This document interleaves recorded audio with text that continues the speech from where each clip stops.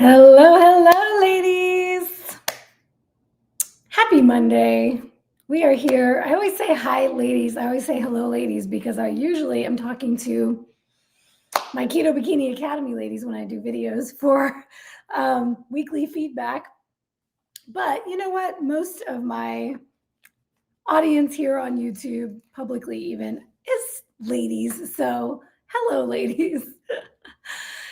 If you're not familiar with me, it's Coach Nat, the Keto Bikini Pro, without a pump today because I did not get my shoulder day in today. I am flying down to ATL tomorrow for Thanksgiving and for Coach Mary Grace, my assistant coach, first competition. She is getting on stage December 6th. We are 2 weeks out, inside 2 weeks out. So I will be down in Georgia for almost 2 weeks, spend the holiday with the family, and then go see Coach Mary Grace get on stage. Cannot wait. I'm so excited. So let's chat holidays tonight. I thought it would be a perfect time. Usually every year I do a holiday pep talk, and typically it's after Thanksgiving as we're getting closer to Christmas and New Year's, and I am giving you a pep talk to get you through the holidays, even if you've already fallen off here and there, over Thanksgiving and the early part of the holidays. Trying to keep you from going all the way off the rails and sticking to your goals and being able to make it to New Year's without having to start all over in the new year. I will probably do that again this year at sometime in December, but I thought instead of waiting and doing a holiday pep talk halfway in, let's do a holiday prep talk. We're a few days before Thanksgiving, so it's still time. If you're catching this live or if you're seeing the replay in the first few days, it is out. There is still time to make your plan for Thanksgiving. It is not too late, even if you've already purchased things. So I want to talk about planning for any special event, really. You can use this video and all the tips that I give you here for, as I was even writing the notes, because I actually have notes this week. I haven't had a lot of notes lately, but this week I have notes because there were some things I wanted to make sure I covered. I'm also going to share my screen and show you a resource that I share inside the Keto Bikini Academy for our ladies, and I'm going to walk you through and talk you through how to use that resource. If you're in the KBA, you may be familiar with this resource. It is called the Personal Food Plan Template. So look forward to that coming up in a bit. So we'll actually talk about the practical planning part, the getting ahead of it, the making a plan, planning in advance, prepping for the holidays before you need a pep talk to get you through the rest of the holidays. If you plan appropriately and you execute your plan, you won't have to worry about getting back on the wagon or starting back over later. So let's see. First, let me just say hello to some folks on here live with me. Julian is on. Woo woo, Juju B. Good to have you back on the live.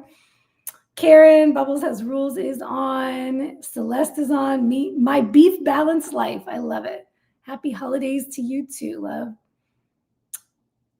Ashley is on. Ashley, I did get your message. Welcome back to the Academy. I'm so excited to have you back with us. I will shoot you a note back later tonight or early in the morning. I promise I'm not ignoring you. I'm so happy to have you back. It was such a wonderful, happy surprise for me today. So, Lori is on. Upstate Keto Girl. Shout out. What is up? All right. So let's see. As usual, we're going to get into the mindset stuff first because that's what it really is all about. Oh, I was saying something and I was trying to remember where I was going with that. Deb. Hey, Deb. Nelson is on. Hey. And look at me. We're talking about planning, and this is poor planning right here. Shout out to Keto Chow, by the way. I'll be dropping their deals, by the way. Their Black Friday deals. I believe I have to wait until Wednesday to share those with you, but I have some new products that are dropping with the Black Friday deals that I am getting ready to share with you. So I'll be filming some stuff and posting about that on Wednesday. For those of you who were on my holiday gift guide video last week, and if you were not and you want to know all my favorite products and all the deals, go check out last week's video. It was my holiday gift guide and special deals live chat. And I have a document that has been a working document. I have added a lot more things to it. It was in the description of last week's video. I'll be posting that in the Facebook group for those of you who are in the Facebook group. And of course, in the Academy. I think I've already posted it, but I will give you a reminder about that. Oh, I made the mistake again, didn't I? That I did not make this live limited to subscribers. I always forget about that, and I don't know if I can do it once we are already live. Guests, no. General. Darn it.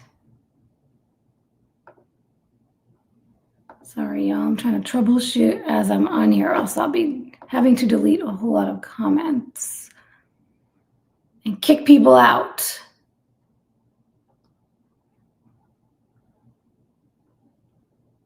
I don't know if I have that setting here. So we'll keep rolling with it and we'll see what happens. If we got to boot them, we'll boot them. All right. Oh, I was saying, look at me, poor planning, because look at how much water I have left in here. I know I'm going to have to get up in just a minute and go refill this. Poor planning on my part. Okay.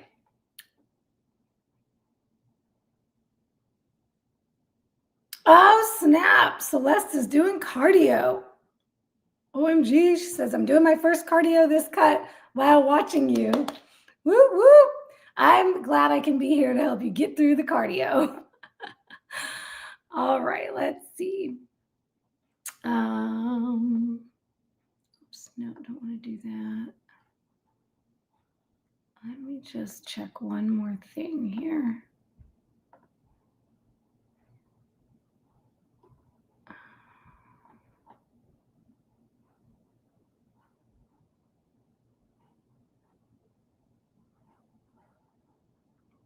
I'm not seeing all of my settings. Let's see. I might have to do it in YouTube and not live stream. I mean, StreamYard.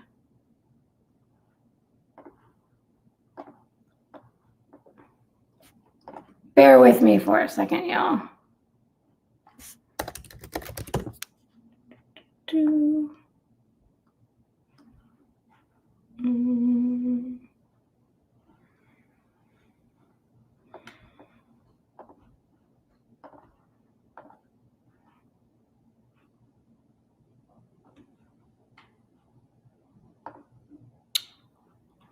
Manage.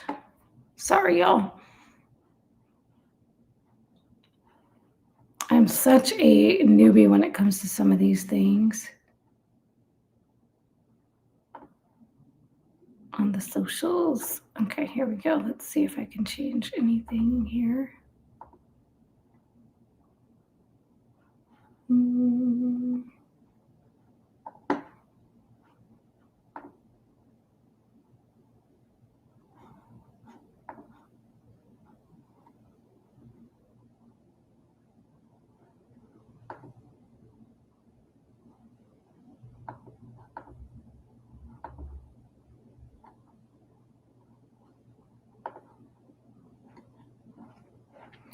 All right, I can't figure it out right now, so never mind.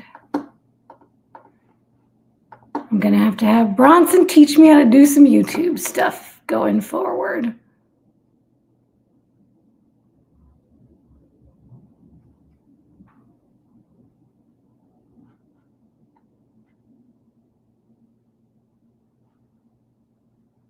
Yeah, we have a lot more stuff today than usual.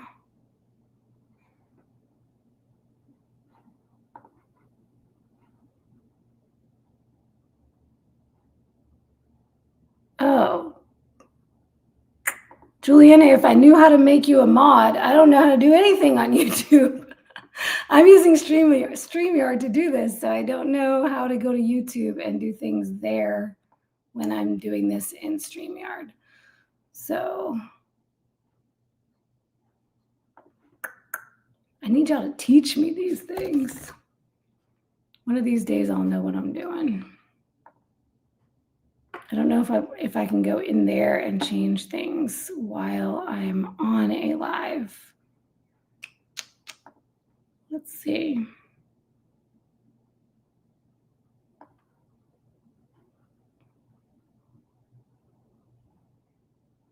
If it's not super user friendly, like it shows me right then and there, then I'm not gonna know how to do it. I need like technology for dummies.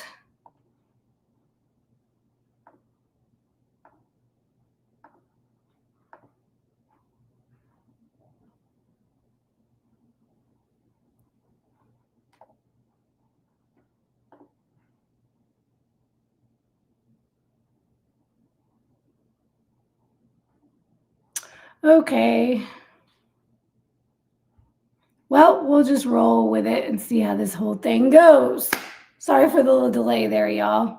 Every week when this happens, which doesn't happen very often, honestly, I'm like, oh, I need to figure that out later. And then I never go back to figure it out later. So we'll put that on the list and actually get it done so I can act like a YouTube professional.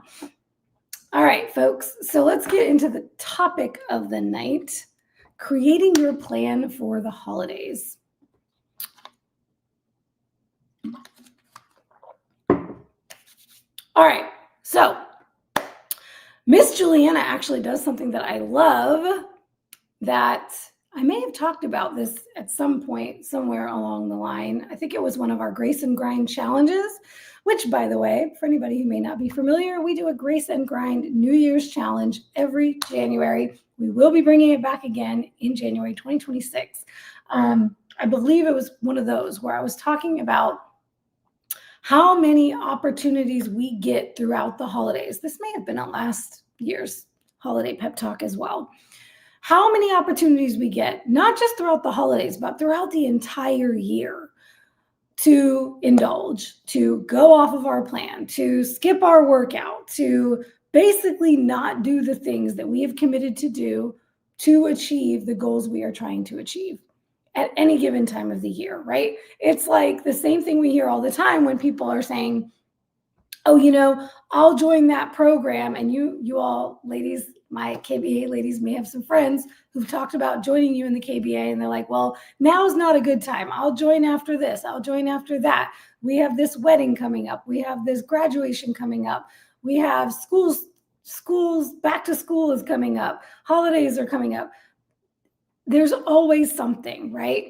So when we find ourselves just having a little bit of this, just having a little bit of that, oh, it's just this time. Oh, it's just every once in a while. Oh, it's a holiday. Oh, it's a birthday. Oh, it's a special occasion. There are so many special occasions that if you added up every single special occasion in your entire year, you would be shocked how many times you justified doing something unhealthy that took you away from the goal, and at the end of the year, you would know why you haven't reached your goals yet. So this is what Juliana did for this holiday season. She had her, 60 days or 90 days? You were like, this is my 60 days out. How many opportunities there are going to be? How many special events are coming up between now and New Year's? And here's my plan for each of them. So I preface this with, as we get into how to create your plan, hers was 90 days. As we get into how to create your plan, I want you to be thinking that you can utilize this any time of the year. It doesn't just have to be the November, December holidays. This can be for the entire year. You could do this when we do get into January, you could do this for the entire year of 2026. You could chunk it out into 90-day portions, into 30 days, just every month at the beginning of each month or at the end of each month, look ahead at the next 30 days and say, what's coming up? What could get in my way? This is a little bit of what we do every week in our check-ins in the academy. What could get in your way? We're going to talk a lot about that tonight. That's going to be a part of the plan, because the plan is not just here's what I'm committing to, here's the plan. It's reflection on the plan. It's imagining what could happen and what could take you off the plan and preparing for that. Ultimately, I was going to say this later, but I want to actually start with this part. The most powerful part of this process is committed awareness. What matters even more, what's more important than even whatever you write on that plan, is the value. What's more valuable, actually, than everything you put down in that plan is your commitment to being present and making conscious choices in the moment that align with who you want to be and how you want to show up. I like to say that instead of align with your goals, because goals is so arbitrary. We use the term goals so much that we are no longer connected to what our goal actually is. So let's dive into the first part of this, which is mindset, intentions, awareness. I have 3 things I want you to consider before you write the plan. And this is kind of prefacing the plan template that I'm going to show you in a bit. Then you're going to create your plan. We're going to walk through creating the plan.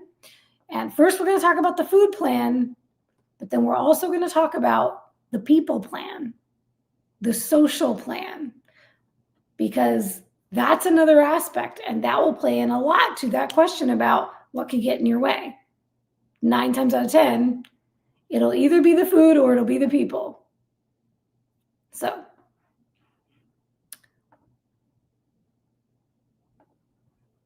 let's see. Okay. And then I'm going to leave you with a nice profound thought to noodle on at the end, as I usually like to. Okay, so first things first, mindset, intentions, awareness. Consider these things before you make your plan for each holiday gathering or for the holidays in general, or your time frame, whatever your time frame is. Number 1, the plan should be guided by your why. It is your plan, so you have to own it. If you do not feel ownership over the plan, you will not adhere to your own plan, and you will walk away from whatever holiday gathering, whatever it was that you did, that you will feel regret, you will feel feelings of failure, you will feel possibly ashamed, embarrassed, not proud of yourself. But your plan is yours, so own it. The plan should be guided by your why, the decisions for what you intend to do. That's what a plan is, right? A plan is, here are my intentions stated plainly. So your decisions for what you plan to do, you intend to do, should be guided by your why. If you cannot answer why you are making the plan that you're making, it is not going to work, because it is not going to be the right plan for you. You will not stick to the plan if you're not bought into it. So for each thing, and when we get to it, I guarantee y'all one of the biggest issues I see in this space, especially in the keto carnivore space, is setting rules for yourself, setting rules as your plan that are arbitrary. They were set by somebody else. They were somebody's definition of what carnivore or keto should be. Or you do it because it's keto or because it's carnivore without thinking, well, wait a minute, pause, take a step back. Why am I eating this way in the first place? Why am I choosing to eat keto? Why am I choosing to eat carnivore?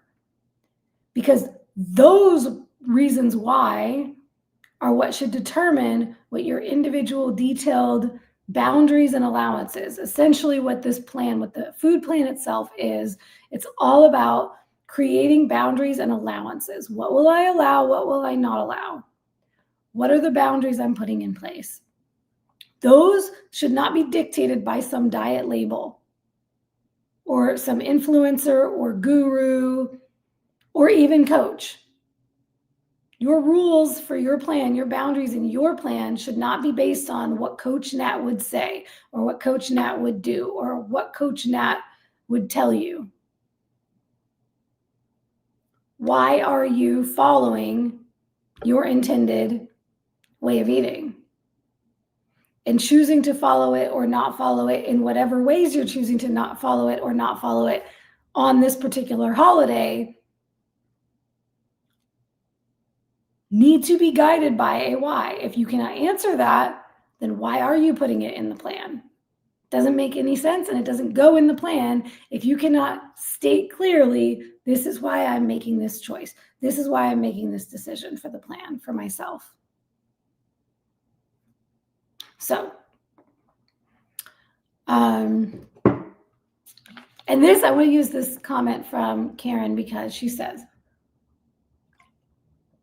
I no longer have the desire to eat off plan. My special occasions, I indulge in upgraded proteins I can't afford on a regular basis. I love that. First of all, I think that's a beautiful, inspiring way to think about it, right? What would I not normally spend my money on that I want to spend my money on because it's a special occasion? But the concept, I've talked about this in a video before, I can't remember which one, but the concept of on plan and off plan, right?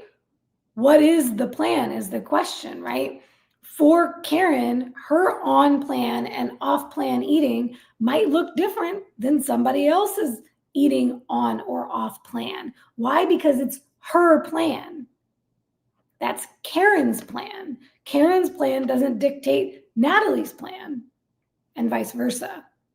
So the plan is not based on the carnivore gods telling you what carnivore is, and that's what determines your plan, right?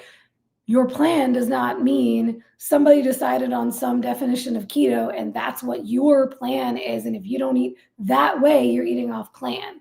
Okay, this is what I mean by you own the plan, right? So the plan should not be dictated by diet rules, labels, or what somebody else tells you to do or influences you to do.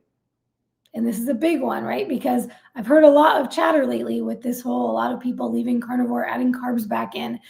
There's this little like voice that comes in for a lot of folks who still struggle with sugar cravings and difficulty being able to moderate sugar, carbs, all kinds of different foods. And because somebody else is adding back in quote unquote carbs without definitions of exactly what they added back in, all of a sudden I see a lot of people making justifications for, oh, I decided it would probably be a good idea to have some carbs. And what you mean by carbs is cookies and pie. Cookies and pie are not carbs. Cookies and pie may have carbs in them, but they also have fat in them. And depending on where you're getting them from, they could have all kinds of other crap in them. So I digress. Had to say that. Just remember, it's your plan, it's your call. If it doesn't mean something to you, you will not adhere to it. So what's the point of making the plan? Right? You're not making the plan to make me proud. You're making the plan to make you proud. So that's number one. It's your plan. Own it. We're going to get into that in a little bit with a way of how you can determine whether this plan is right for you or not, based on your level of confidence with it. So After you write the first draft of your plan, here it is. Oh, I said we were going to get into it a little bit. We're getting into it right now. So number one, own your plan. It's yours, own it. It should be guided by your why. Number two, after you write the first draft of the whole plan, review it and ask yourself, how confident am I that I will execute this plan 100% to a T? Give yourself a confidence rating from 0 to 100. If you feel even the slightest inkling of doubt, if your confidence rating is a 99%, you're not there yet. Until you can review your plan, read your plan, and feel 100% confident in your ability to execute it, it is not your plan. And something in there needs to change, or you need to go back to your motivations for why you are creating this plan, because once again, nobody's writing it for you. These are your decisions. You need to ask yourself, what part of my plan is giving me pause? Why? Why do I feel less than 100% confident that I can execute this?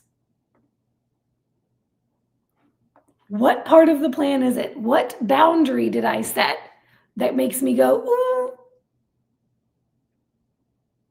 I'm putting that down, but I don't really believe it. And I'm probably not really going to adhere to it, because that's what that is. That little inkling of doubt, that is your signal that you're committing to something you don't truly intend to do. And y'all, I catch this all the time in check-ins. I've said this before. The language. I always talk about the language and how important our language is.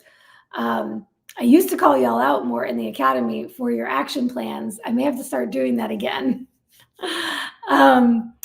In the action plan, when you say something like, I need to ...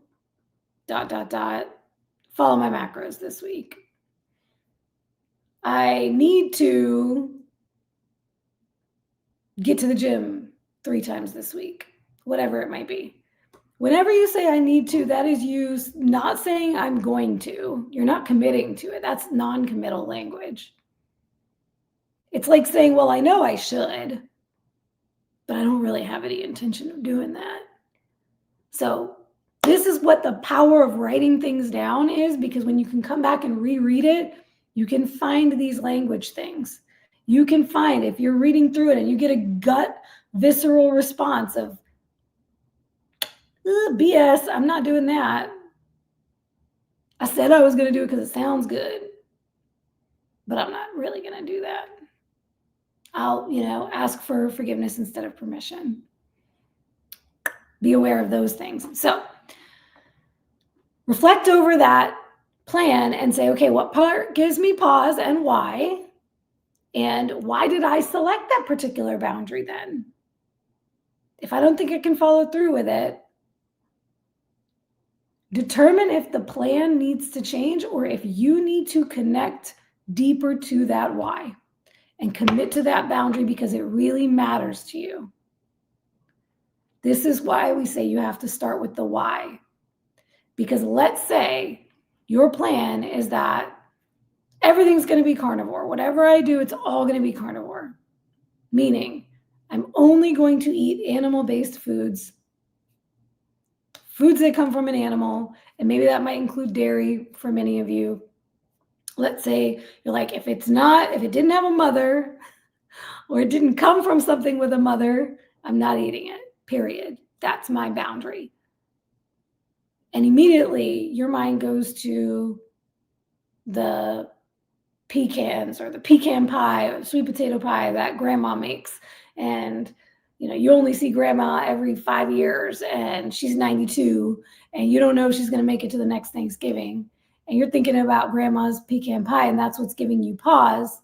Then maybe a conditional goes into your plan. We're going to get into that in a little bit of what the different categories of the plan is. Maybe you put a condition in there that when you read that condition, except for one slice of grandma's pecan pie.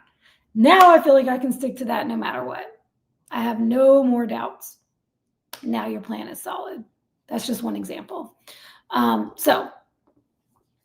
Now, if you were, let's say you're allergic to pecans, and no matter how good grandma's pecan pie smells, you will go into anaphylactic shock if you consume it. And that's your why for putting absolutely no indulgence of grandma's pecan pie on your plan. Well, that's reconnecting to your why and saying, you know what? I love you, grandma, but I'm not going to die for you so I can eat a few bites of something tasty. That's the difference there, right? A celiac would make a different plan, maybe than somebody who's not celiac. It may even include not eating carnivore foods that may have cross-contamination, because to them it's not worth it for what might happen to them if they come in contact with anything that may have come in contact with gluten. So it goes deeper than keto or carnivore rules. By the way, keto and carnivore rules are very subjective in and of themselves. We all know that. Different people do it in different ways and create different definitions of those things. Oh no, we let more riffraff in. Should I put this one in timeout, ladies, or you think I should let it slide?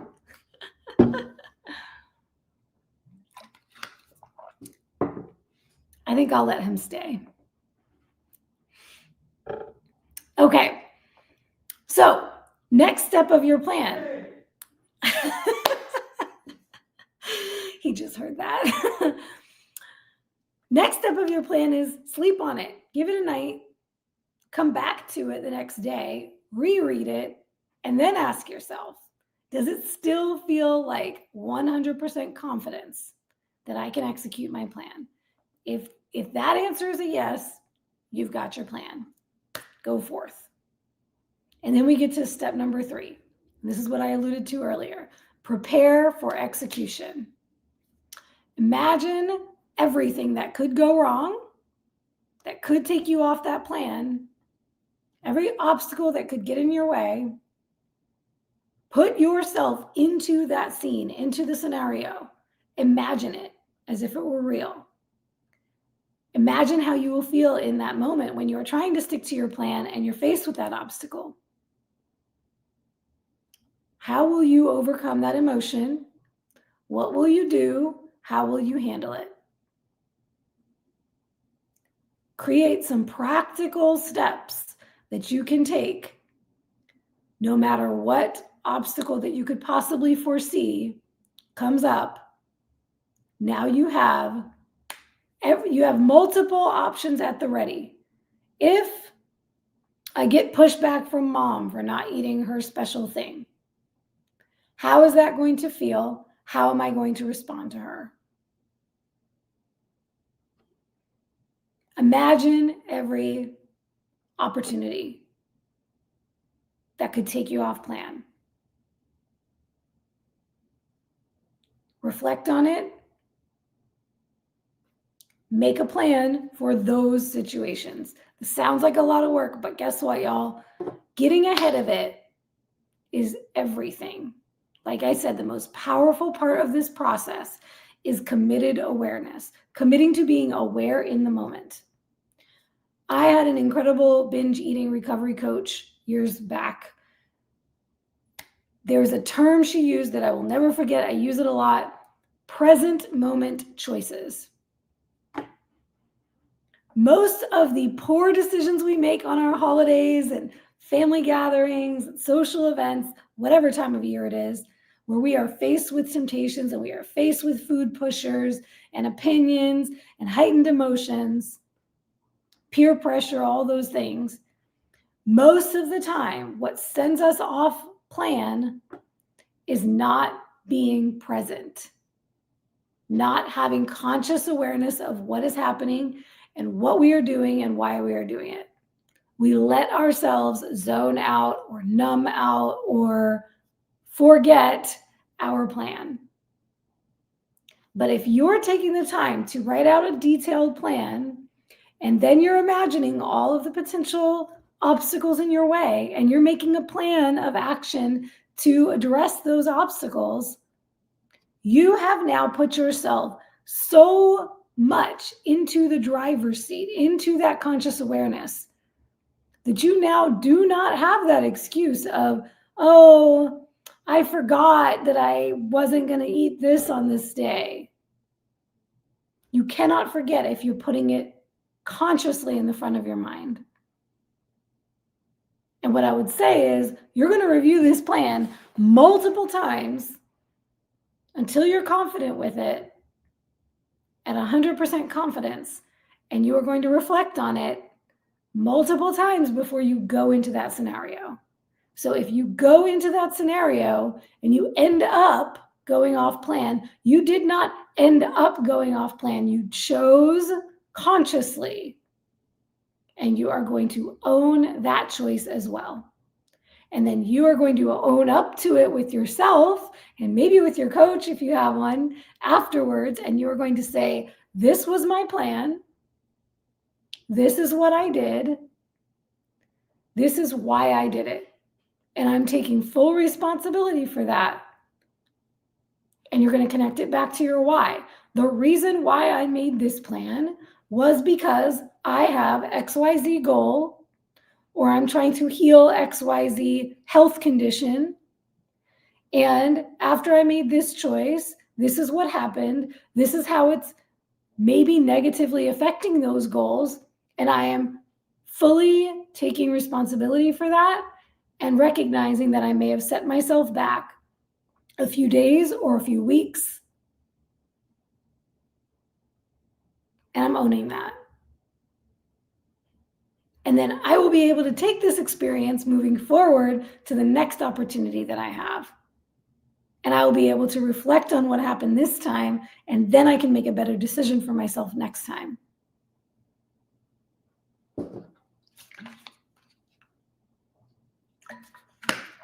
Ooh, here's a good one we can use here.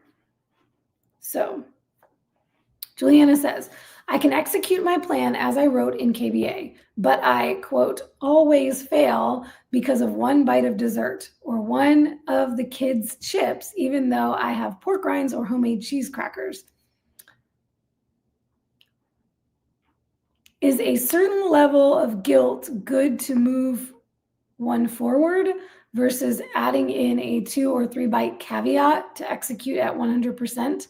Thoughts? Okay, so here's my question to you. If you always fail by eating a bite of dessert that you intended not to eat, or chips you intended not to eat, or anything else you intended not to eat, the question is, why were you eating things you intended not to eat? When you made the intention to not have those things, what happened in that moment that you allowed yourself to justify those choices? And are you willing to allow that into the plan? Does it belong in the plan? Does that feel right to you for bites of chips and desserts to be in the plan or not, based on your criteria for why you're putting things in or out of your plan? That's first, right? This is why we start with the why. Why does it matter to me to not eat the dessert or to eat the dessert? I would rather you have a solid reason for either eating it or not eating it than to make a plan and then not stick to it. So reflect on that. Let me know your thoughts on that. We can go back and forth. That's why I wanted to do this live, to show y'all that template and actually talk about these things so I can help y'all workshop through using the template to create your plan. Rhonda, my girl Rhonda is here. It is so good to see your name pop up. Hello, darling. I have missed you. She says, been there, done that, not making that mistake again. I love it. All right. Well, that's what I'm here to do, to help you not make that mistake again. So,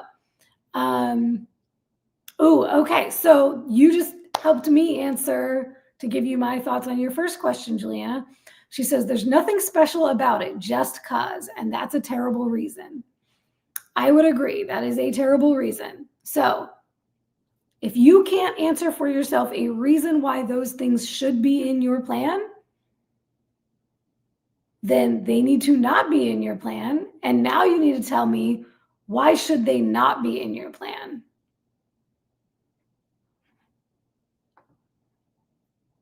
And then if you have a reason why they should not be in your plan, that they do not belong in your plan, then it's more about the conscious awareness in the moment and the commitment to your plan that needs to change, not the plan itself. And that is where the tough love comes in. This is where we have to truly be honest with ourselves here in both regards, because sometimes there will be a decision that makes sense to allow an indulgence into our plan, and we put that into the conditionals. In some instances, it absolutely does not. And I'm going to give you some more examples as we get into the template. So let's get into the template, the how to create a practical, actionable plan that is personal to you and your goals and your needs. Okay. Let's see. Oh, and that's good timing. I'm going to go grab my water. I'm going to pull this up and share the screen so you guys can see this. I think I'm going to need to change the view to make it a little smaller so it'll fit into the screen. Okay.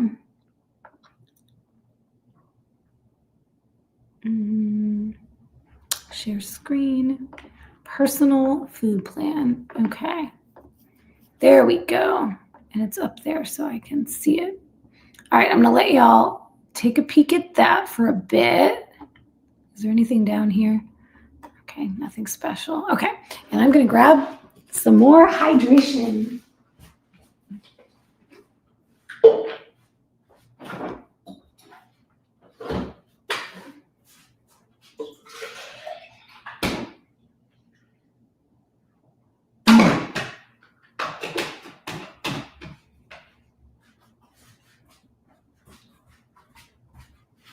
Okie dokie.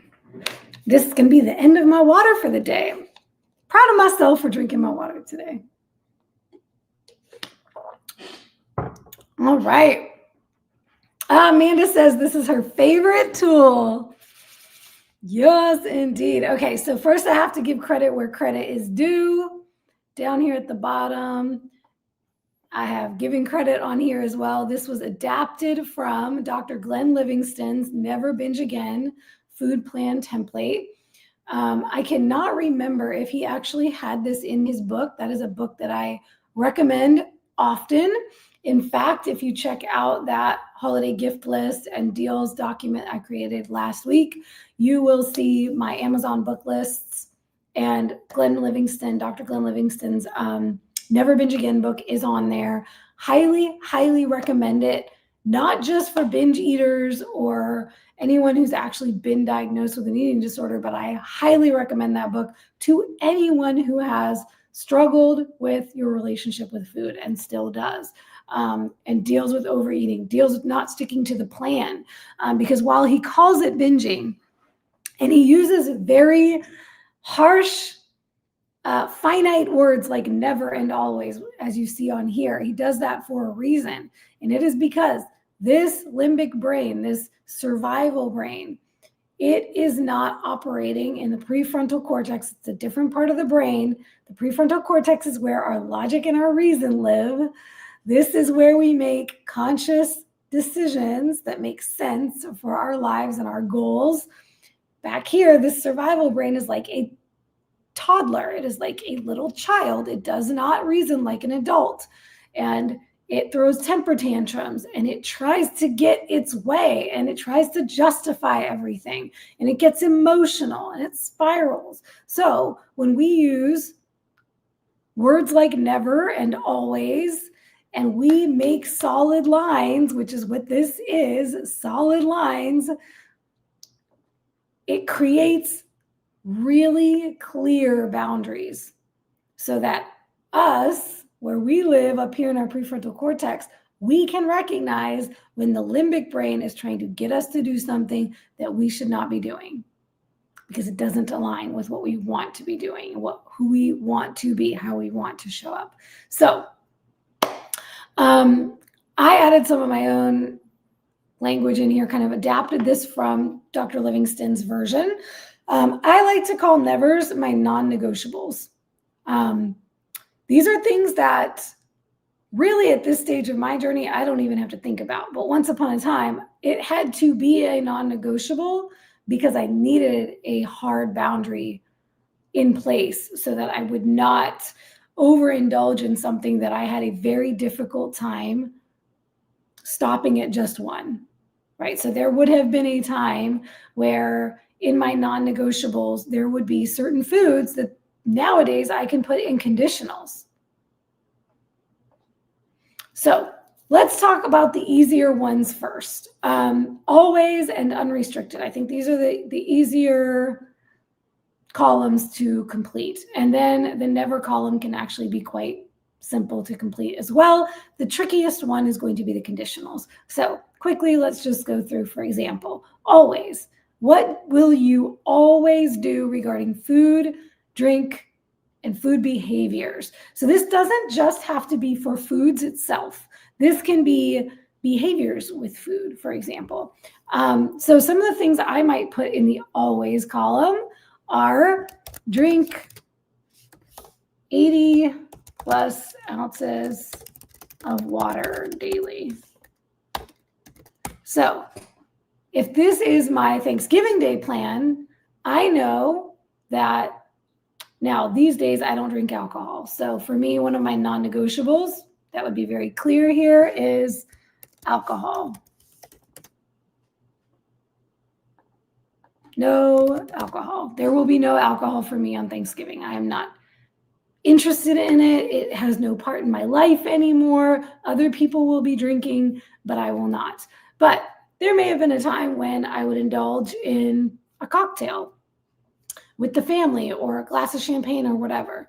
And if that's the case, then maybe I would consider that as I write my always column. And I would say, if let's say the alcohol made its way into the conditionals and I decided to allow 2 alcoholic beverages on my holiday, I am committing to still drinking my 80 ounces of water, which is 4 of these, by the way. This is about 20 ounces. So 4 of these in a day. That would be a part of my plan so that, number one, it's going to help me achieve that goal of either not drinking alcohol or keeping some conditions around the alcohol that I drink. For instance, when I did still drink alcohol, if I was taking a sip of a cocktail, I'd also take a sip of water before I take another sip of the cocktail. So keeping up with my water as an always was a way that I stay hydrated. It would also help me feel better after drinking alcohol so that I would not get the effects of headaches and those hungover feelings and things like that. So I think water is a great one to put on the always column, that I will stay hydrated. Another thing for me is that I will hit my protein target.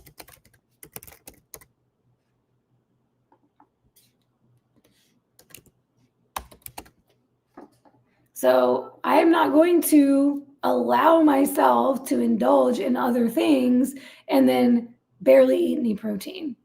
That is a thing that happens, that used to happen a lot for me on holidays where, there's leftover this, there's leftover that. And especially when they are baked goods and things, then all of a sudden I'd be starting my day with baked goods and then all day it's snacking on things and not actually eating real food and eating real meals. And then all of a sudden, if I were to track my macros on that day, which we'll talk about in a moment, I would probably find that I barely ate any protein and I ate a whole bunch of carbs and fat.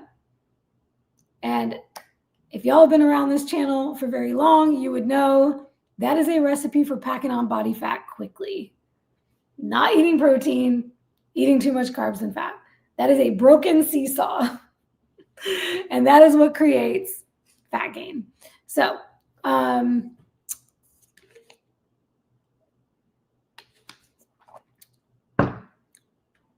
right, Let's see. Anybody else have anything that you would typically put in the always column? What do you make sure you do?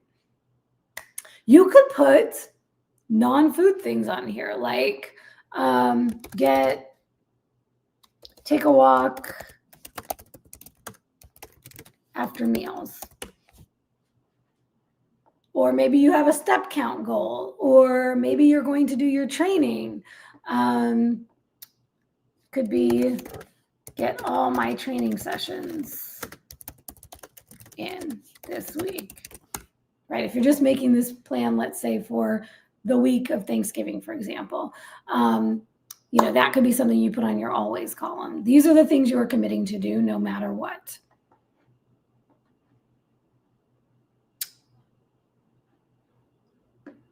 Let's see.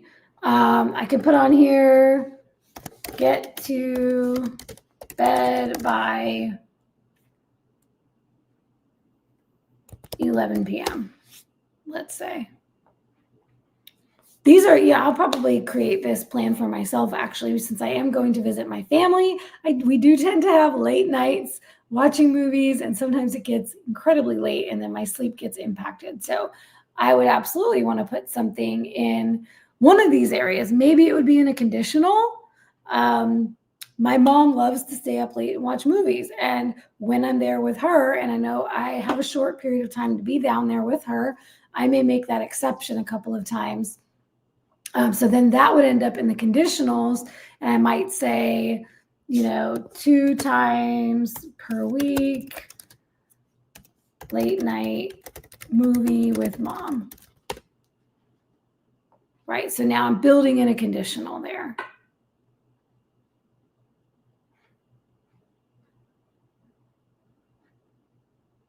All right. Amanda says, always have a plan when eating out. Yes. Okay. So I would make that even clearer and say, okay, well, what is that plan then? What is the plan for eating out? And then you can put that on here.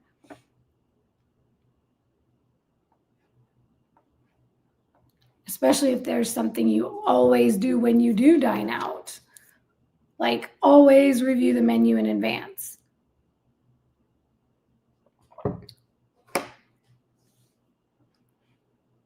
Or always ask for no seed oils to be cooked on the food, something like that, as specific as you can get.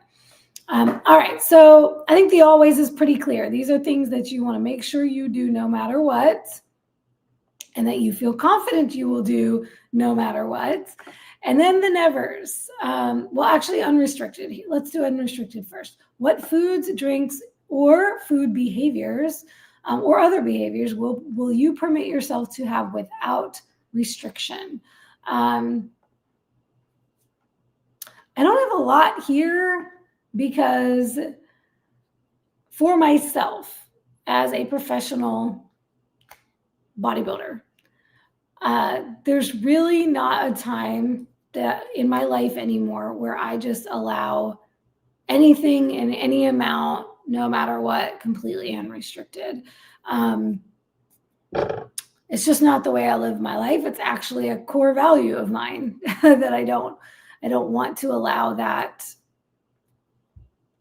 It sounds like freedom to many people, but I don't think unrestricted equals freedom. That doesn't equal freedom to me. Freedom to me is the freedom in the moment to be present with myself and make that decision of stopping because I'm full and I don't need to finish the rest of the plate just because that ribeye was really good and I want more bites because it tasted good. So it's unrestricted as long as it's ribeye. That doesn't live in my world. So for me, I probably would not put anything in the unrestricted, maybe water, but I also don't think I'm not concerned about overdoing it on water. So I don't know. I suppose water. I suppose I could put water on there. But yeah, I don't think I would put anything in unrestricted. Or I could say that everything is unrestricted because I choose, if you want to consider it like that.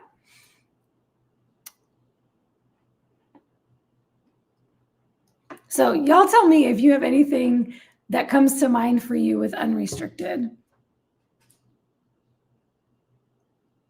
I don't know if I ever used that before.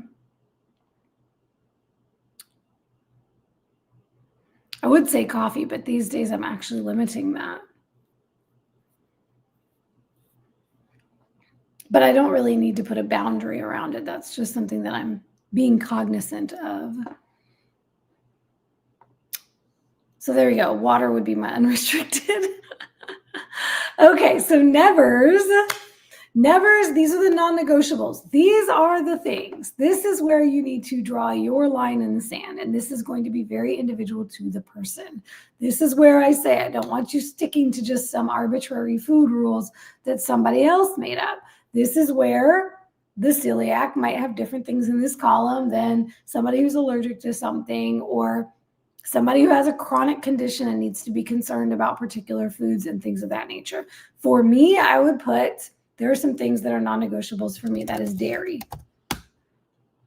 Now, depending on the holiday and depending on the situation, I might put certain dairy items in a conditional column. Now, I am recovering from a sinus infection. There is no way in hell I am putting anything that has any traces of dairy into my system right now. And I probably will not until the new year, sometime in the new year. So I'm going to put no dairy. If it has dairy, it's out for me. No grains. Those are a couple of places where I draw the line. It's not worth it to me. Grains, whether gluten or non-gluten, to me are no bueno. My gut doesn't like it. My body doesn't like it. My head doesn't like it. I have symptoms afterwards. I do not feel well. Doesn't sit well with me. I have no interest. I have no desire. I have other options. So dairy, grains, alcohol, those are big no's for me. Now, I'm not going to put sugar in this column, for example, because there may be sweet things that don't have dairy and don't have grains that do have some amount of sugar in them, and that would go on my conditionals. So I only put in the never, in the non-negotiable, things that 100% I am confident I will not be touching.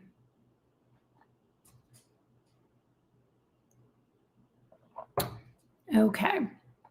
Now, I'm not a strict carnivore. I don't have reasons to be strict carnivore. I'm pretty much ketovore. But I even flex in and out of keto with higher and lower carbs depending, but it's usually with all very clean, real foods. So for me, my food plan would look different than Karen's, for example, or anybody who is really more committed to meat-only lifestyle, or mostly meat-only with very, very few additional extras. So let's see. So conditionals is really where we get nitty-gritty with the holiday stuff. I'll tell you, there will be no vegetables on my conditionals because I don't have any interest in vegetables.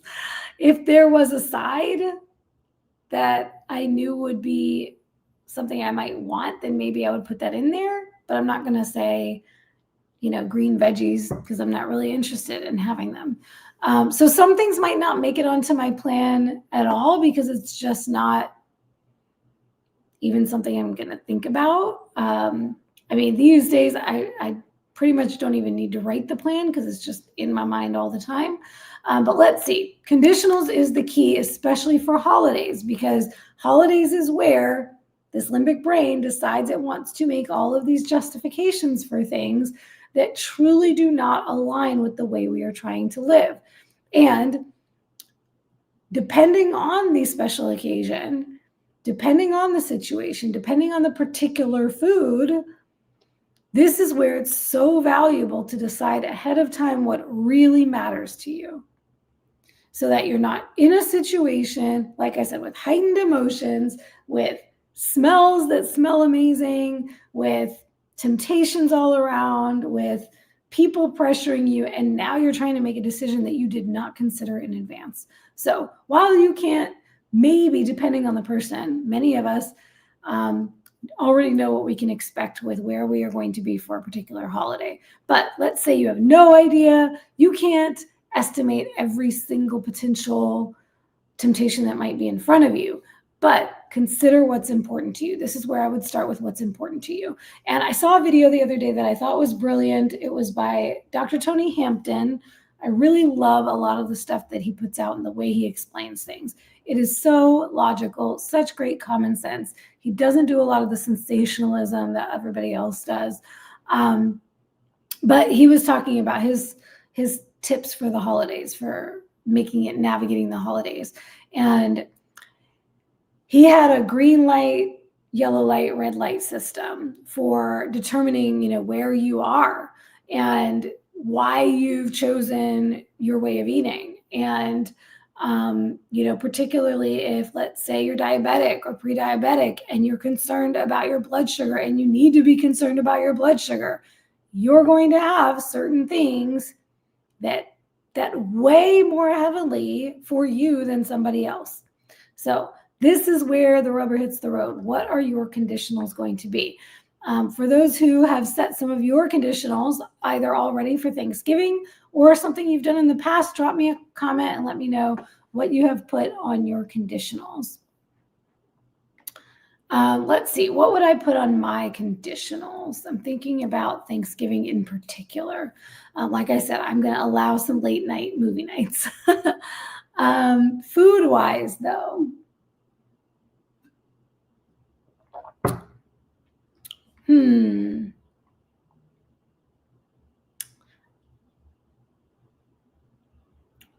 Typically, I might put, let's say sweet potatoes. Let's say sweet potatoes.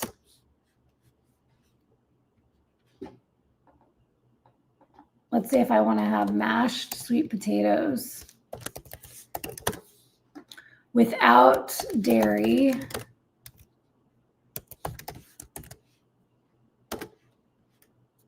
with Thanksgiving dinner. Meaning, it's not going to be mashed sweet potatoes all day for 5 days in a row. It is, if I'm choosing that this is going to be a part of my Thanksgiving dinner, then I'm going to have mashed sweet potatoes with my Thanksgiving dinner. Boom. That might be it, right?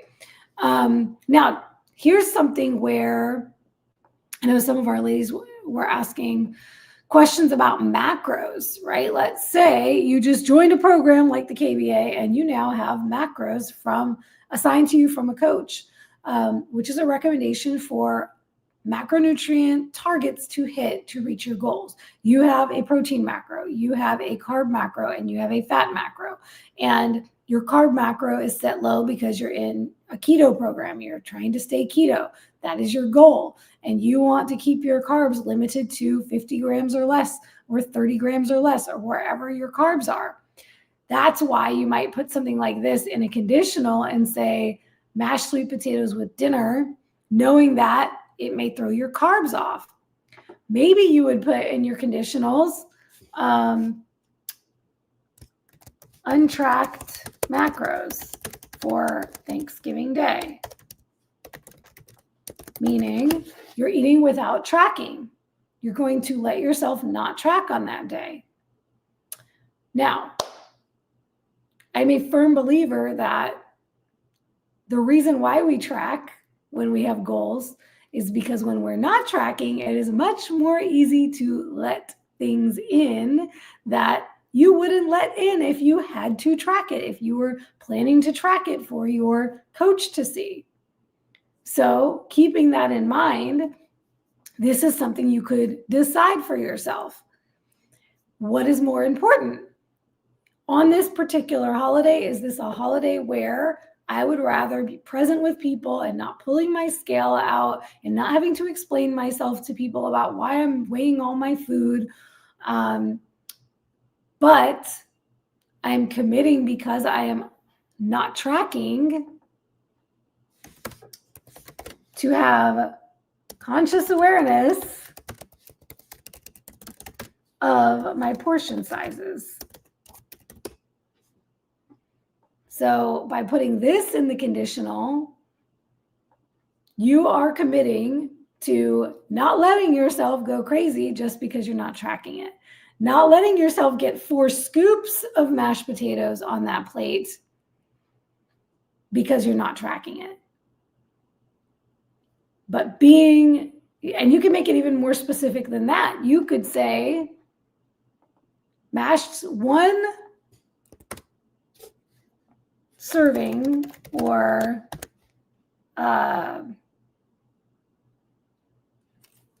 large serving spoon, let's say, of mashed potatoes with Thanksgiving dinner. So now you've put even more conditional on it. So when you want to go back for that second because it tasted really good, ding, ding, ding, your prefrontal cortex will pop up and say, wait a minute, we had a plan. We said 1 scoop. And maybe that allows you to get 1 extra large scoop, but it was 1 scoop. So when you go to put your hand back in and get another scoop, you're aware of that because you made a very specific, detailed plan. This is what I love about this process. It brings it into that conscious awareness. So you could decide to track or to not track. Typically, I will say, when I go visit my family, I have a scale there at their house. If it's not a really tricky type of event to track, let's say it was all hors d'oeuvres or something, and it's a whole bunch of little things, maybe I would choose not to track, but other times maybe I would. For instance, last year, was it last year? Last year I competed before Thanksgiving, but there was a few years back where I competed the week after Thanksgiving. Mary Grace and Becky will be competing the week after Thanksgiving. I guarantee they are going to be weighing and tracking everything they eat on Thanksgiving Day. Why? Because we are in peak week. We're 2 weeks out right now. So come Thursday, they're going to be 10 days out, 9 days out. And we are testing peaking strategies. So now is not the time to have an untracked day and to let things fall wherever they fall, because they have a very specific goal at a very specific deadline. Maybe this year, because I'm not competing, I'll decide not to track on Thanksgiving Day. I haven't decided yet what I want to do there. But the key there is the conscious awareness. Are we choosing not to track so we can let ourselves off the hook and know that we're really eating way too much because we're just going to allow ourselves more because nobody's going to see it? This is where we have to get honest with ourselves. Right? What's behind? Once again, why? Why am I putting this boundary in there? Always go back to that. Oh, Rhonda says, I brought a travel body weight scale with me on my last cruise in November, and for the first time, I lost weight. Go, Rhonda. I know how big that is because I know we've talked about so many of your cruises before. That is huge. I'm telling y'all, this tracking, whether it's tracking our body weight, tracking our body composition, tracking our food, that tracking, it's a way of holding ourselves more accountable. And when we're holding ourselves accountable, whether it's to ourselves or someone else, those decisions, those present moment choices, conscious awareness decisions, we can be more true to ourselves and more honest with ourselves. I love it. That could be a part of this plan somewhere too. You could say, I always weigh in every morning. Right? That's what I'll be doing at my parents' house. I've got a scale there. I've got a body weight scale there and a food scale there. I will be weighing in the morning, no matter what. So that's another little way of holding myself accountable. It's interesting because early on in my journey, I probably would have had a lot more in the nevers, non-negotiable column.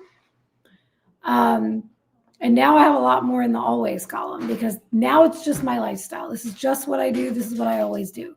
So I don't have to think very hard about, oh, what do I need to make a non-negotiable or what do I need to make a conditional?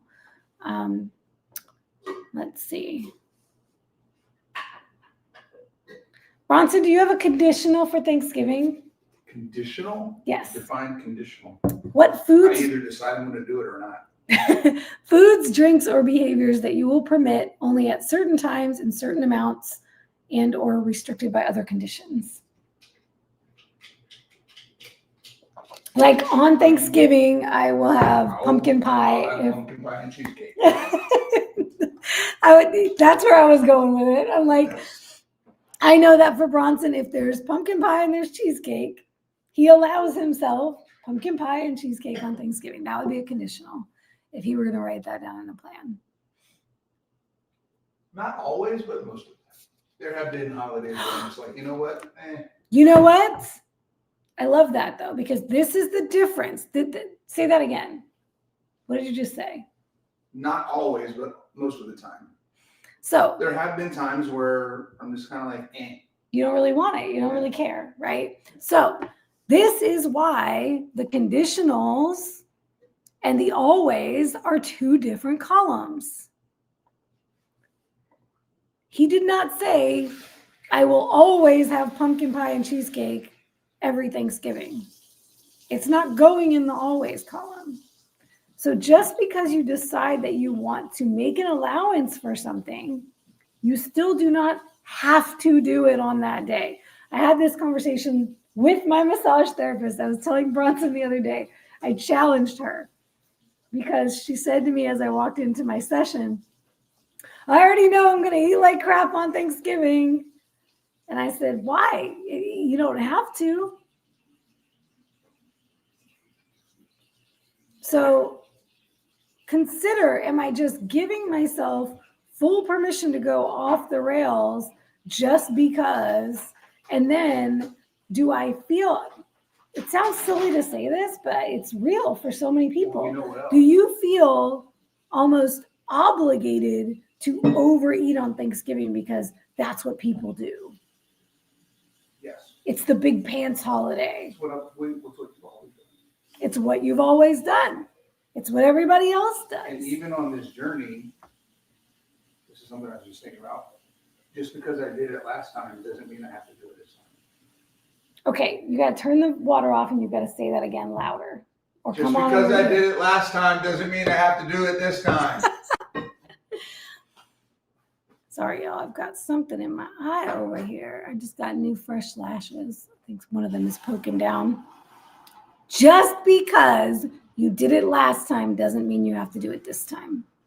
And just because everybody else is doing it doesn't mean you need to do it too. So ultimately, after you've made your plan, and hopefully that was helpful, what I'll do is I will actually drop the link to this document in the description below, so you can grab the food template and you can make it your own. Note that this is a master document, it is a template, so you cannot edit this direct document. So if you do click on the link, you're going to have to click. Let me show you actually here. Let me show the screen again. Where is it? Share screen. Okay, so if you are not very familiar with Google Docs, if you go up here to File, make a copy, now you can name it whatever you want to name it, and you can save it on your own drive. Once you make that copy, then you'll be able to edit it, but you're not going to be able to edit the main document. The other option would be to go to File and Download. Then you can download it as an Excel or a PDF or however you want to download it to your computer. So check it out, use it, come back, drop a comment, let me know how it went for you.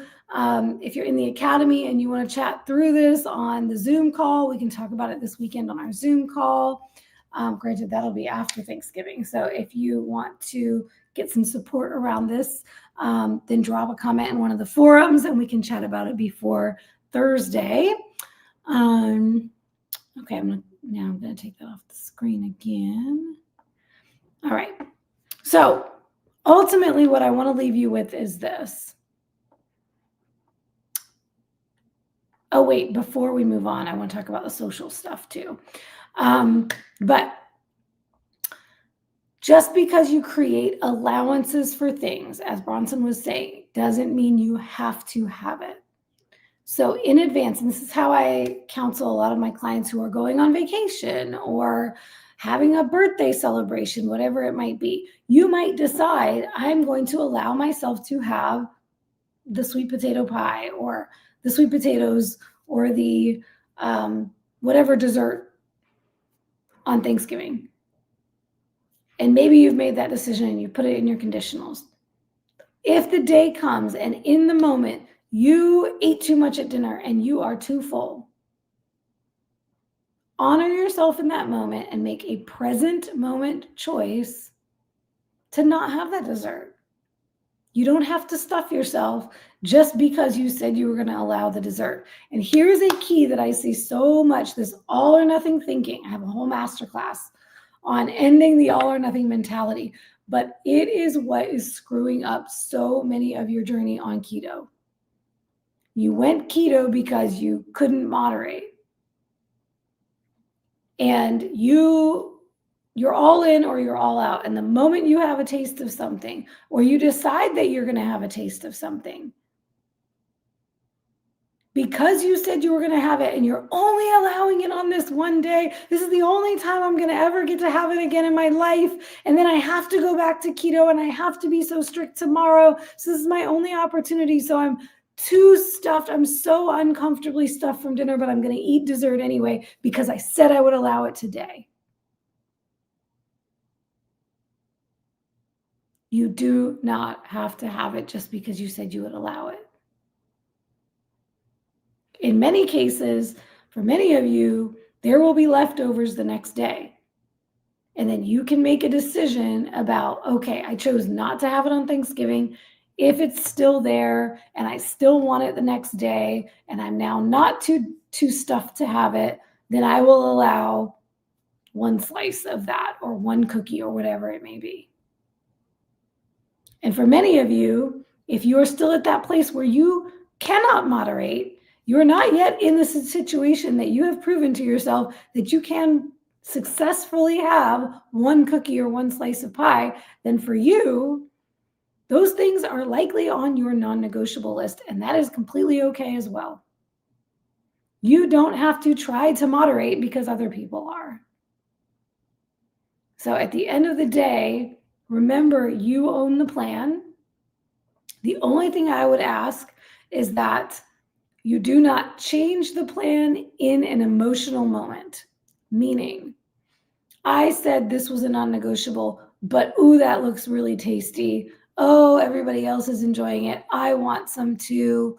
I should allow myself, I'm too restrictive. Oh, I'm way too strict with myself all the time. I deserve, okay, I'm going to have the cookie. One of the things Glenn Livingston recommends in his book, says, I believe he says it straight up, don't change the plan. You give yourself a night to sleep on it before you change the plan. That's the point of writing the plan in advance. I don't get to change the plan in the moment. If I think that if I truly do believe that this is too restrictive and that this was not a good plan and that I should have done something different, then I can revisit it tomorrow. And yes, that means that if you're at Thanksgiving and there is something you really want and that was a non-negotiable for you, you don't get to have it right now because you made the choice. You made the decision in advance for a reason. So go back to, why did I make that choice at that point in time? You may have feelings of, I've had these feelings before, well, what if everybody else eats it and then there's no more tomorrow? Yeah, what if? Is it the end of the world if you didn't get to taste a particular dessert? You're not going to die. The world is not going to end because you didn't get to have some. It's really not that serious.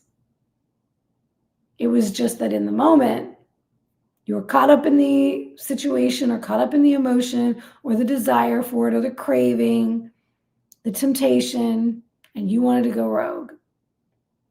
But by making the plan in advance, taking that conscious awareness and making that commitment to being aware in the moment, you are telling yourself, I'm choosing this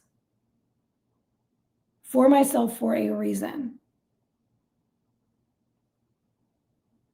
So I want to leave you with this, and then we can talk a little bit about the social piece. The question to guide all of your decisions, the decisions that for what to put on your plan, and then the choices on the day of at the event that align with the plan. Okay, the decision is made in advance.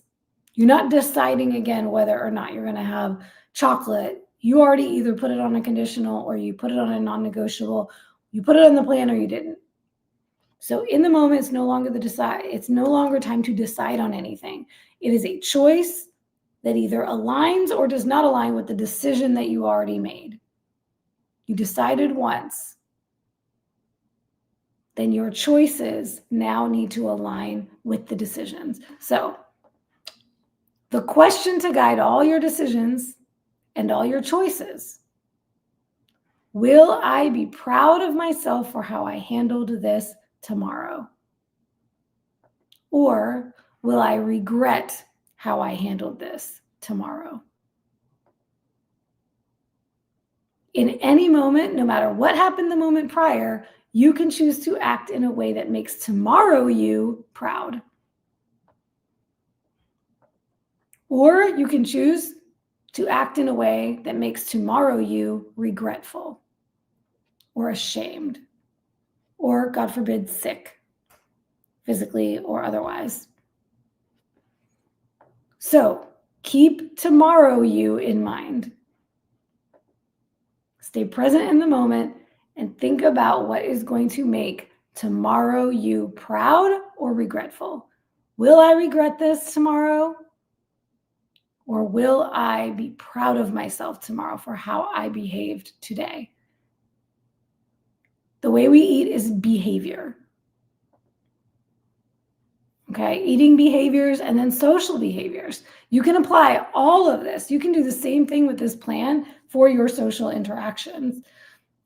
I'm not going to dive as deep as I thought into that piece because we're already almost at an hour and a half. But the social plan, because really this is most of the time what's going to derail you or not.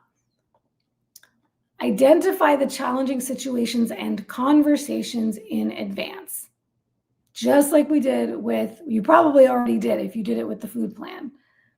If you already did that part, what could throw me off plan? It's usually the people, right? So think about the difficult conversations, situations before that maybe you haven't been proud of how you handled it.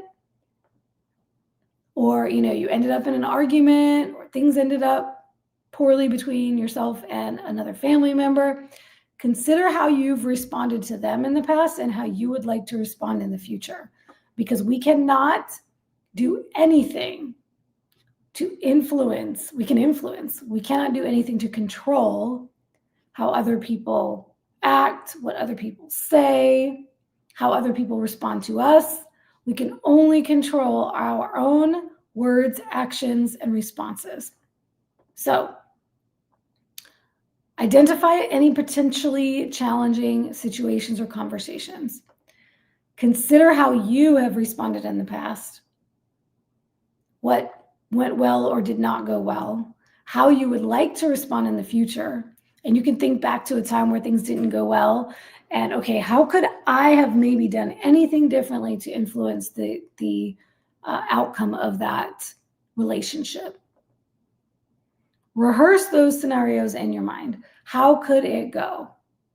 If it were to go well or if it were to go sideways, what are ways in which you can act in a way that makes it more likely to go well? And we just had some of this conversation and feedback inside the academy about, if people have critical things to say about the way you eat.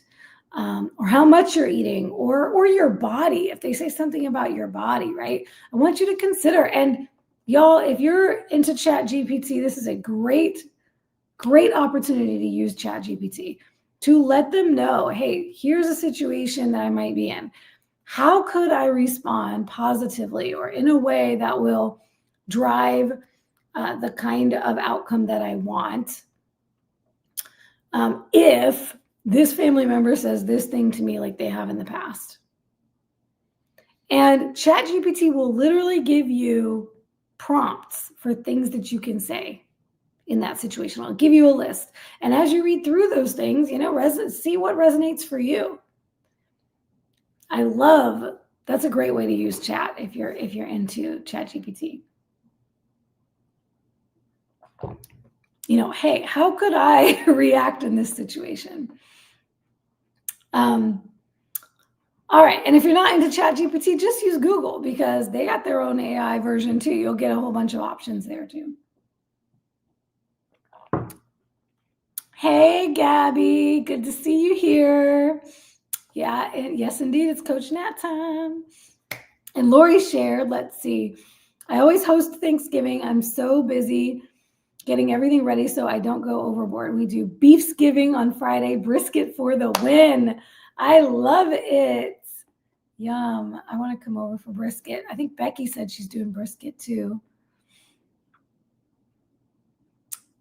All right, ladies, anybody have any thoughts or questions, anything to add before we pop off tonight?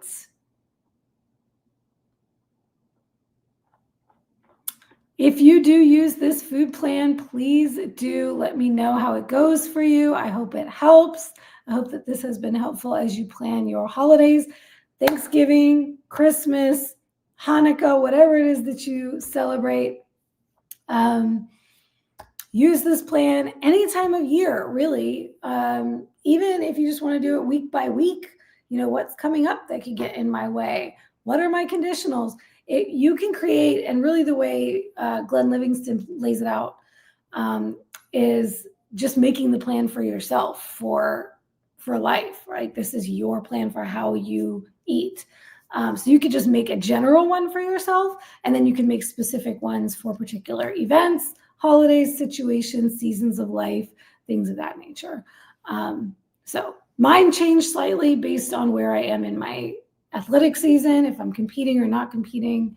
And then I might, make one, but I rarely use the actual template. I usually just give it some thought in advance, and then commit more than anything else, like I said, to being present, being aware and being present in the moment, so that in those moments on that day, you have a filter in your mind for why you're making the choices that you're making. Is this aligning with my goals? Does it align with who I want to be? Does this align with my values, with the way I live my life, with what I choose to put in my body, with how I choose to treat myself? Does this align? We need to get in the habit of just asking ourselves that on a regular basis until we are taking those steps to create that life and to live that way just as a part of our life. That's why I don't even need to use a plan like this anymore, because it's just so ingrained that, like I said, most of mine are now in my always column because they're just things that I do. So let's see. Wow, Juliana's curing a halal beef brisket to make beef bacon. Wow. Okay, that is a lot. You're always doing some intense thing. So I'm sure you'll let us know how that goes. Good luck with that. We're doing a pretty traditional Thanksgiving. We do our big turkey. They'll have all kinds of sides. I probably will not be indulging in any of the sides unless I make a dairy-free sweet potato. So that plan that I shared earlier is very similar for me. It's usually going to be turkey and sweet potatoes for me. And then I might be baking something. I have not decided yet, but I got to make a decision because I'm flying down tomorrow. So I have a whole bunch of baking stuff here, and I just don't know if I want to bring it all with me or any of it with me. So if I do bake anything to share, it'll be something super simple. But my family has a very different palate than I do. So, so if I bake anything, I might just bake something for myself because I don't know if they'll really enjoy it the way that I would. So we'll see. I don't think I'll be doing the pumpkin cheesecake that I did last year. That was kind of involved.